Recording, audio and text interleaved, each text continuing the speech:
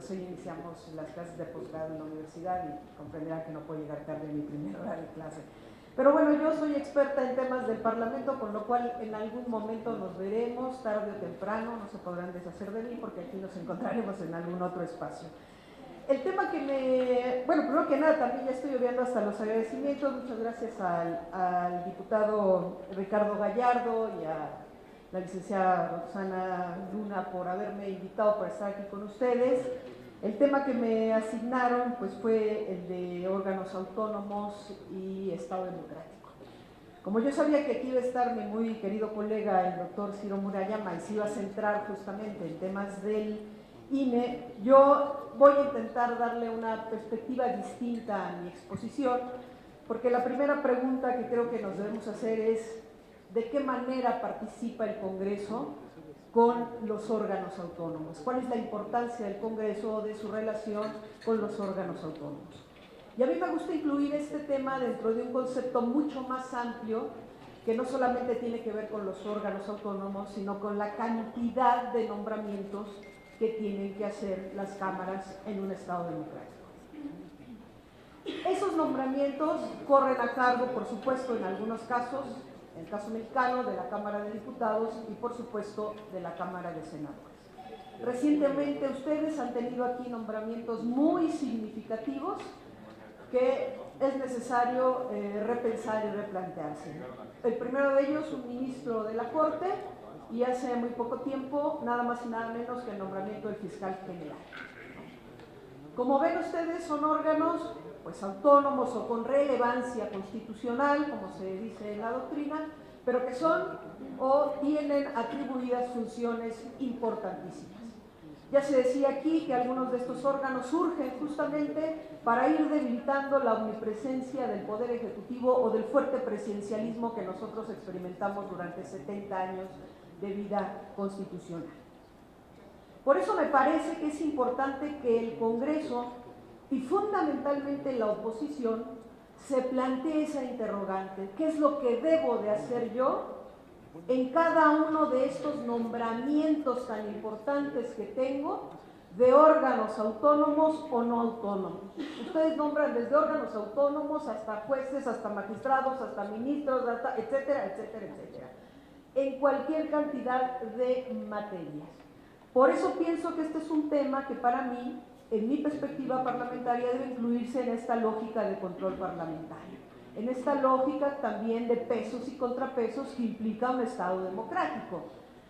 La crítica que recurrentemente se le hace a las cámaras es: hacen los nombramientos y se olvidan del nombrado 6 años, 7 años, 9 años, el tiempo que dure su nombramiento como encargado de la Comisión Nacional de Derechos Humanos. Por cierto, qué curioso es que el presidente de la Comisión de Derechos Humanos venga a rendir su informe ante la permanente.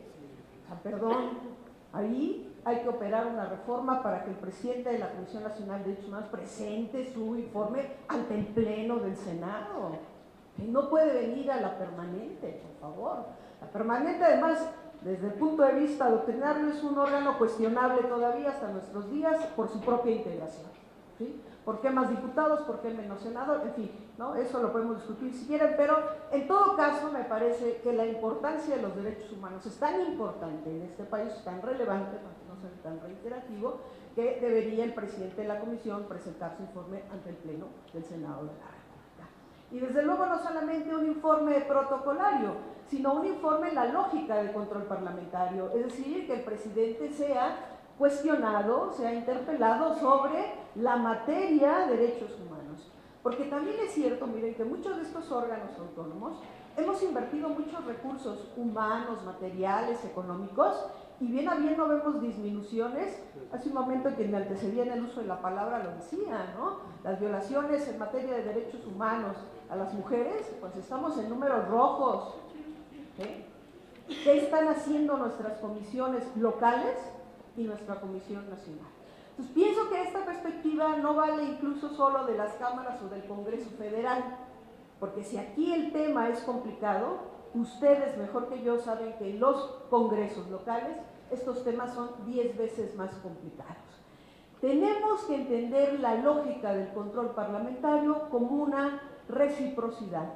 Ustedes hacen el nombramiento, sí, pero no lo hacen nada más porque tengan que hacerlo, porque la Constitución lo dice, sino porque en gran medida ustedes, que han sido electos por el voto popular, le entregan a ese nombrado, llámese juez, ministro, presidente, etcétera, una parte de su legitimidad democrática al nombrado. Quien está democratizando el nombramiento son ustedes. Por muy expertos que sean los señores consejeros, comisionados, presidentes, ministros, ustedes otorgan su legitimidad democrática. Porque si no, entonces vamos a elegirlos, vamos a votar, como en otras latitudes se vota también por los jueces y se vota, etc. Este tipo de nombramientos, desde la perspectiva del Poder Legislativo, desde la perspectiva del Congreso, tiene que ir en un sistema de ida y vuelta, de queremos saber qué has hecho con el nombramiento que nosotros te hemos dado. ¿Cuáles han sido los avances en tu materia especializada? En derechos humanos, en protección de datos personales y de acceso a la información, en fin, todos estos órganos, ¿sí? En el INEGI, en el INEE, en todos estos órganos autónomos que, pues, de 2014 más o menos para acá se han ido incrementando de manera francamente un poco rápida, ¿no? Entonces yo pienso que es momento de que el Poder Legislativo, y desde la perspectiva del Poder Legislativo, que es en la perspectiva que yo estoy hablando, por eso aprecio mucho que estén senadoras, senadores, diputados y diputadas, porque esa es la interrogante que a mí me parece que ustedes deben de plantearse. Otros serán sus interrogantes propias, pero ustedes tienen que hacerse la suya, y la suya es esa. Yo estoy otorgando mi legitimidad democrática a un órgano que no puedo olvidarme de él en 10 años, en 20 años, cuando otra vez sea yo requerido para hacer este nombramiento. Y no quiere decir que se metan en la parte sustantiva de la actividad de las instituciones. Quiere decir que ustedes tienen que tener un contacto directo con esas instituciones para ir midiendo la evolución o la involución de esas competencias que están desarrollando los órganos autónomos. Y los órganos no autónomos, porque insisto, ustedes hacen nombramientos no solamente de órganos autónomos, ¿sí? Creo que esta es la visión que desde el Congreso tiene que seguirse para tener claros todos esos nombramientos que ustedes hacen y que no vuelven a ver a estos nombrados una vez que, ¿no?, protestan, hacer guardar la Constitución y las leyes que emanen, y bye, nos vemos en 9 años, o en 6 o en 5, que sean requeridos para cubrir justamente la vacante que queda en ese órgano autónomo. Yo creo que ustedes, en ejercicio de la representación que el pueblo les está otorgando, es necesario que estén de manera más cercana con estos órganos. Me parece que es un tema que hay que incluso replantearlo desde el mismo momento procedimental de cómo se hacen los nombramientos, ¿sí? Ustedes ya pasaron por dos. ¿Cuáles fueron las formas en las que hicieron el nombramiento del ministro? Un acuerdo parlamentario, ¿no?, firmado por la Junta de Coordinación Política, en el que se abren las comparecencias de los candidatos. Todo eso está bien, pero podemos hacer las cosas de una manera mejor. Conocer, por ejemplo, no solo ustedes cuando eligieron al doctor González Alcántara, que además me parece que es un buen nombramiento porque es una persona, un jurista bastante reconocido, ustedes lo conocieron a partir de, supongo, su currículum vitae, ¿no? Y está bien, pero me parece que hay que hacer una investigación mucho más exhaustiva para poder nosotros saber a quién estamos nombrando, en dónde y por qué lo estamos nombrando. Y me parece que esa labor no la va a hacer la mayoría, ¿sí? La mayoría pues va a poner a sus amigos, a sus conocidos, a esto y a lo otro. El papel que juega la oposición en este tipo de nombramientos es todavía más importante. ¿Por qué? Porque creo que ustedes son los legisladores que tienen que poner el dedo en la llaga. Sí, tú lo puedes votar porque tienes la mayoría, pero la persona que estás votando tiene estas y estas y estas características, y al tiempo nada más, ¿sí?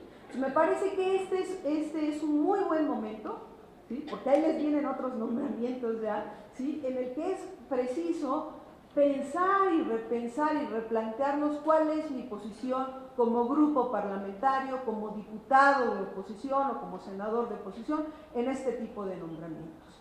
Porque también hemos llegado ya a una fórmula cada vez más desgastada, ahora por estas mayorías aplastantes en la Cámara, en las cámaras, que pues nos repartimos los cargos, ¿no? De acuerdo a tu proporcionalidad, te toca uno o dos consejeros, o a ti, como no tienes representación, pues no te toca, ¿no? Entonces, esa forma también es una fórmula ya muy viciada. Ya tenemos que salir un poco de eso, pero si a ti te toca como mayoría hacer el nombramiento y defender tu nombramiento, a mí como oposición me va a tocar hacer el control parlamentario de esos nombramientos que estás haciendo. Y vamos a ver qué tan eficientes son efectivamente aquellas personas a las que tú les votaste por mayoría o por mayoría incluso calificada. Esta es una reflexión simplemente que quiero dejarles para que ustedes lo mediten en la soledad de sus oficinas y hagamos algo en este sentido. No podemos seguir prestándonos a esta situación de nombramientos cómodos, ¿sí? De un gobierno o de otro. Porque, insisto, y con esto termino, si la situación a nivel federal es una situación compleja, a nivel de los estados es una situación doblemente compleja. Muchas gracias.